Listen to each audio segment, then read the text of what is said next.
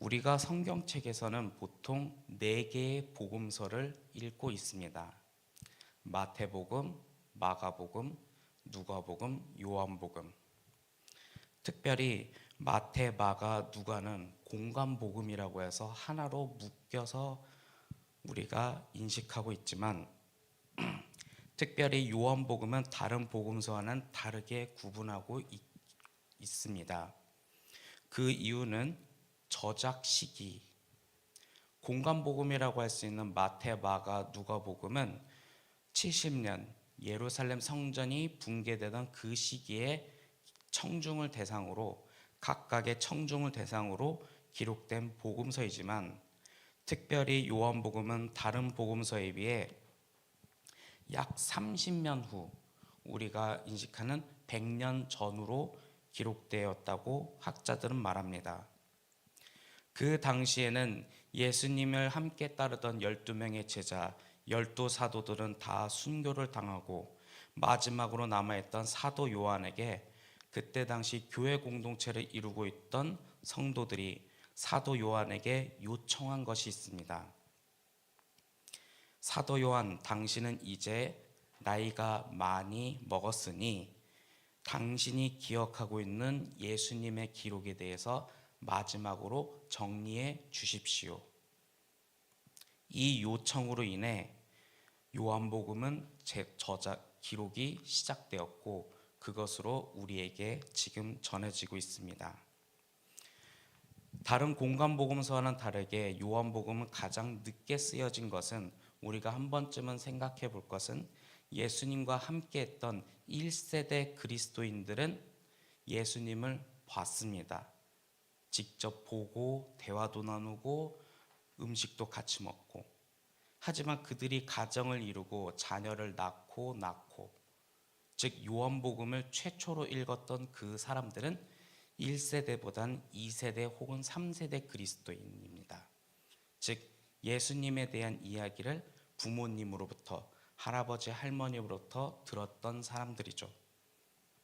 그리고 100년쯤 있었던 초대교회의 상황은 그렇게 좋은 상황은 아니었습니다. 예수님을 인정하지 않았던 유대인들, 즉 유대교들은 그리스도인들을 외면하기 시작했고, 그리고 로마의 박해 또한 심각해졌던 상황이었죠. 이전에는 로마에서 그리스도인들은 무관심의 대상이었습니다.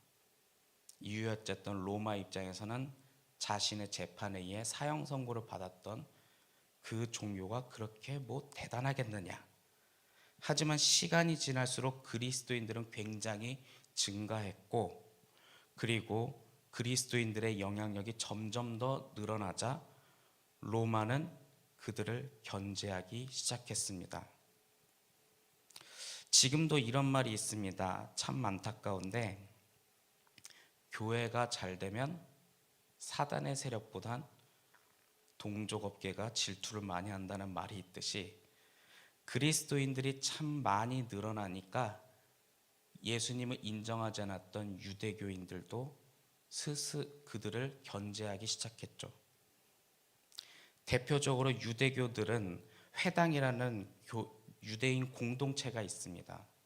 그 회당에서 그리스도인들을 내보내기 시작했습니다. 여러분들이 만약에 성경 어플이 있다면 출교라는 단어를 한번 검색해 보십시오. 요한복음에만 나오는 단어이기도 합니다. 즉 교회 공동체가 아직 예수님이 있었을 때 교회라는 공동체가 정확하게 시작은 안 됐는데, 굳이 요한복음에서 그 단어가 많이 나오는 것은 이때 당시 유대교 공동체 안에 회당에서 쫓겨났던 그리스도인들의 마음을 반영하지 않았나, 그렇게 보고 있습니다. 회당에서 유대교인들에게 회당에서 출교를 당한다는 것은, 이것은 즉 로마의 박해로 이어집니다. 그 이유는 로마의 정책상 유대교들은 너무 끈질기게 있기 때문에 그들의 회당 공동체를 인정해 줬습니다. 그래서 그 회당 공동체에 소속이 되어 있으면 로마의 박해는 없었는데, 유대교인들이 그리스도인들을 견제하고 싫어한 나머지 그들을 출교시켜 버리니 이것이 자동적으로 로마의 공격 대상이 되었고 박해 대상이 되었고, 우리가 알다시피 콜로세움에 굶주린 사자굴에 던져져서 순교를 당하던 그 시기가 바로 이 시기라고 볼 수 있습니다. 또한 최초의 이단이라고 불리우던 영지주의자들의 등장으로 그리스도인들의 가치관이 매우 혼란스러웠던 시기이기도 하죠. 지금은 영지주의가 이단이라고 우리는 알고 있지만 그때 당시에는 매우 혼란스러운 상황. 그렇기 때문에 이러한 배경 속에 예수님을 본 적 없던 2세대 혹은 3세대 그리스도인들은 사도 요한에게 마지막으로 요한복음에 대한 기록을 부탁하게 되었습니다. 그 요한복음을 읽었던 그때 그 사람들, 그렇게 요한복음은 기록이 되었고, 오늘 우리가 읽었던 말씀은 요한복음에 기록한 목적을 분명하게 말하고 있습니다. 31절, 오직 이것을 기록하면 너희로 예수께서 하나님의 아들 그리스도이심을 믿게 하려 함이요 또 너희로 믿고 그 이름을 힘입어 생명을 얻게 하려 함이라. 두 가지를 말하고 있습니다. 첫 번째, 예수의 이름을 믿고 예수님께서 하나님의 아들 그리스도 구세주이심을 믿게 하는 것이고, 두 번째, 그 예수의 이름을 힘입어 생명을 얻게 하려 한다. 그런데 아까도 말했듯이 특별히 로마의 박해로 인해 생명이 위급한 상황, 그들에게 이 말씀이 어떻게 다가왔을까요? 특별히 이 생명에 대해서 요한복음 1장 4절에서는 이렇게 기록되어 있습니다. 그의 안에, 즉 예수님 안에 생명이 있으니 이 생명은 사람들의 빛이라 라고 말합니다. 요한복음이 말하는 생명은 그리스도이며 사람들의 빛, 생명을 얻게 하려 함이라. 이것이 요한복음의 기록 목적이죠. 즉 요한복음에서 말하는 예수님의 모습은 그 시대 사람들에게 희망의 빛이요 생명의 빛이었습니다. 하지만 안타깝게도 요한복음을 처음으로 읽었던 그 청중들은 로마의 박해로 인해 죽어가던 시절이었고, 유대교의 외면으로 회당에서 쫓겨나던 사람들이었고, 또한 영지주의의 공격을 받던 상황. 그런데 이 상황 속에 요한복음은 말하죠. 너희들은 예수님처럼 세상의 빛으로 살아가는 것을 기억하라. 그들에게 있어서 이 단어는, 이러한 말은 어떻게 다가왔을까요? 여러분들은 생명의 빛으로 존재하는 예수님을 어떻게 생각하십니까? 지금이야 우리가 교회, 기독교가 국가로부터 정확하게 인정받고 헌법에 존중받고 있기 때문에 우리는 세상 속에 나는 교회를 갑니다라고 말하면 누가 와서 물리적인 타격을 하는 사람은 없습니다. 혹시 지금 밖에 나가서 나 교회 다녀요 했을 때 누가 때리는 사람이 있나요? 하지만 요한복음은 처음 읽었던 그들에게 있어서 나는 예수님을 구주로 믿습니다라는 이 말 한마디로 인해 소외받고 쫓겨나고 심지어 굶주린 사자굴에 던져지는 콜로세움에 던져지기도 합니다. 그럼에도 불구하고 세상의 빛으로 살아가는 이 말씀, 굉장히 지키기는 힘들었을 겁니다. 하지만 그들이 그렇게 살아갔을 때 그리스도인들을 믿던 그 로마가 바뀌게 되었죠.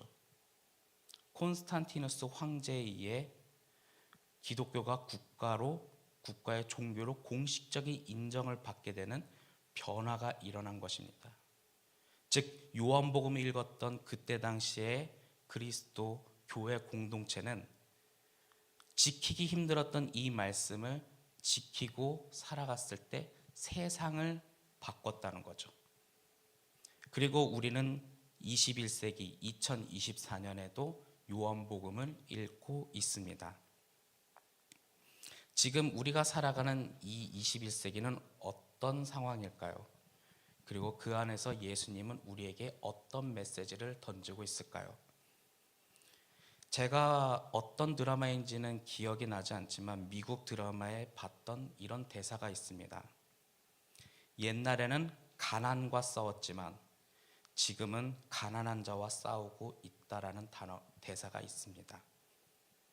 과거에는 시대의 의로움을 세우기 위해 함께 공동체 의식으로 그 힘들었던 역경의 시대를 이겨냈지만 지금은 어쩌면 가난한 자를 일부러 배척하여 우리는 가난을 이겼다라고 말하는 것 같기도 합니다.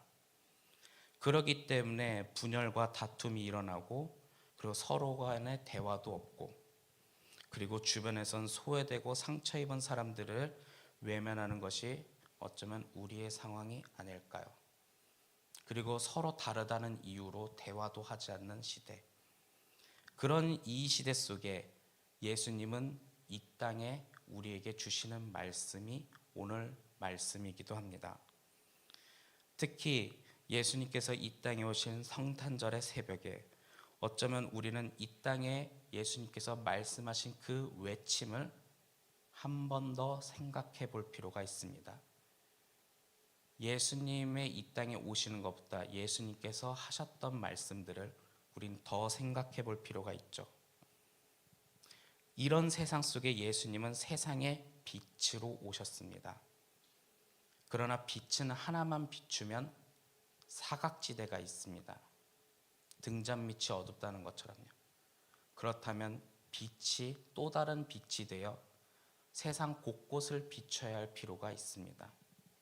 그저 예수님의 주장 한마디, 예수님의 삶 한마디만 남고 그것을 따르는 사람이 없다면 세상에는 어둠이 아직도 많다는 거죠.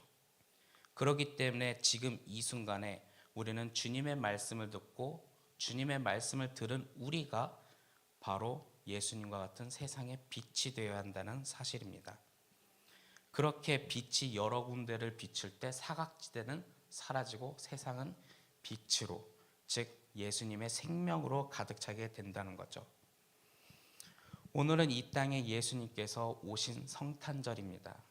그렇기 때문에 주님께서 우리에게 바라는 간절한 외침을 우린 한 번 더 생각해 볼 수 있습니다. 특별히 요한복음은 다른 복음서와는 다르게 너희는 서로 사랑하라는 말을 담고 있습니다.